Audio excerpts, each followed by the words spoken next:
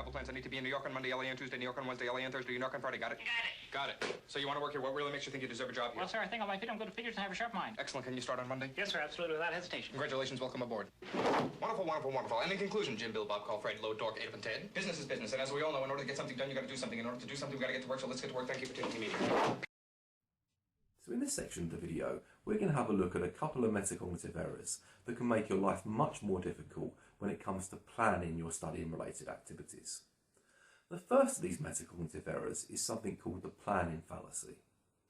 Now, the planning fallacy refers to a tendency that we all have from time to time to underestimate how long it will take to get things done. So for example, if I were to walk into a class of final year undergraduates now and say to them, okay, I want you to give me a worst case scenario estimate of how long you think it will take you to complete your final year project, there's a very good chance that the estimates they would give me would still significantly underestimate the amount of time it would eventually take them to do their projects. Now, of course, knowing the planning fallacy exists is all well and good, but what you really want to know is how to avoid it. Now, to illustrate how you can avoid the planning fallacy, let's just go through a kind of thought experiment. Let's say I'm about to give you, or I am going to give you an essay. And let's say that you give yourselves 24 hours to do that essay. Now, in thinking about a task, what you often do, or what you might do, is prepare like a to-do list. The problem is, this to-do list often completely underrepresents the complexity and the size of the task at hand. So if your to-do list for doing an essay consists of 1, write essay, 2, end of list, well, 24 hours seems intuitively, I guess, more than enough time to, get that list done. But if you break that essay down into its sub-components, if you like, or subtasks, or what we call in psychology, unpack the task. I'll put an example of what that might look like on the screen now. I think you'd probably agree that looking at that list of tasks, suddenly the act of writing an essay in 24 hours seems completely improbable. Now, that's what we call unpacking. And unpacking works because when you unpack a task, it's much more difficult to kid yourself about the size and the complexity of that task. And the bigger the task, the more you'll benefit from unpacking it. And typical experimental kind of tests of unpacking would involve, for example, asking participants to estimate how long they think it will take to get a task done, but they'll divide the participants into one of two groups. One of the group of participants will unpack the task before they give the estimates. The other group of participants will unpack the task after they give the estimates.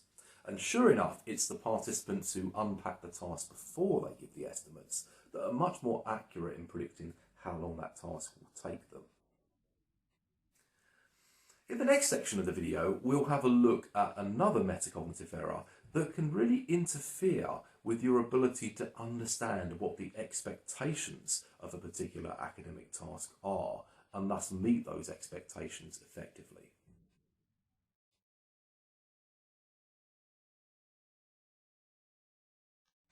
Now we're going to run a few tests. This is a simple lie detector. I'll ask you a few yes or no questions, and you just answer truthfully. Do you understand? Yes. So we've had a look at a metacognitive error that can really undermine our ability to predict how long a particular task will take us to do. In the context of academia, that could be predicting, for example, how long it will take you to get an essay done. But let's now turn our attention to another metacognitive error that relates much more to how we go about planning to achieve the kind of work that will get us the grades we want. And this metacognitive error is called the illusion of knowledge. And the illusion of knowledge refers to a tendency that we can all have to read a piece of information and get an erroneous idea of how much of that information we've actually understood. And there was a really good study that demonstrated this very clearly back in the 80s by Glenberg et al. And what they did is ask psychology students to read passages of text. And at the end of reading that text, not only did they ask them how much of it they could remember, gave them tests of their recall, they also asked them if they spotted any contradictions in the text and how well they thought they'd understood the text. Now, of course, the text had been manipulated by the experimenters such that it contained particular contradictions which anyone that understood the text should have spotted. Surprisingly, however, in a good proportion of cases, the students reported having a really good understanding of the text, despite the fact that they were completely unable to spot what were some fairly glaring contradictions. Now, the illusion of knowledge tends to manifest itself in a way that can be really disruptive to your ability to get good marks when you consider its implications for looking at things like marking criteria or grading criteria for your work. It's very easy to look at grading criteria and to see parts of it, like the bits that say, your work must be relevant, for example, and think, oh yeah, I know what that means, I understand that. But actually, that's not a good indication that you do understand what that particular marking criteria means. A good way of assessing whether you really understand marking criteria or not is to look at the examples given by Sadler back in the 1980s. And his argument was, it's no good just reading marking criteria and saying, I think I understand this. You have to be able to demonstrate that you can use that marking criteria to improve the composition of your work. So, for example, you have to ask yourself one of three questions. Well, actually, all three questions. The first is that for any particular marking criteria, do I understand what a good exemplar of it would look like? So if you're looking at the marking criteria of relevance, well, do you know what a particularly relevant passage of work would look like?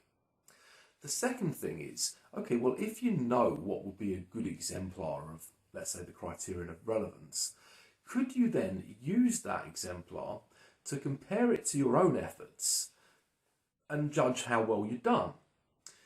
If the answer to that question is yes, you move on to the third question, which is, okay, well, let's assume you can recognise a good exemplar of work. You can use that in comparison to your own work to identify where you might be falling short or doing well. But can you use that comparison to then inform the way you go about making improvements to your own work? And I think you'd have to agree that's a much more kind of complicated series of propositions and a way of evaluating whether you really understand marking criteria than just simply asking the question, do I think I understand the marking criteria? Now, one way that you can improve your ability to use marking criteria is, well, practice. And you might say, well, how can I do that? Well, quite simply, you make sure that your first priority when you're set a piece of work or a particular academic task is to retrieve the relevant marking criteria. You then perhaps look for examples of similar work that you might have done in the past, and you use that marking criteria or you apply it to examples of your own work. Equally, you'll often find that for any particular type of academic work, the tutors will put exemplars of previous work that's been, submitted or good practice up online or make it available in class. And obviously you can use the marking criteria to evaluate that kind of work too. But the key thing is you need practice in the application of marking criteria to the work in question to enable you to understand it. And understanding marking criteria means you become much less dependent on tutors to tell you whether what you're doing is good, and you become empowered to accurately evaluate your own work, which of course is where we want you to get to. So in the next part of the video, we're going to have a look at a metacognitive error that can really undermine your ability to produce academic work that will get you the kind of marks that you want.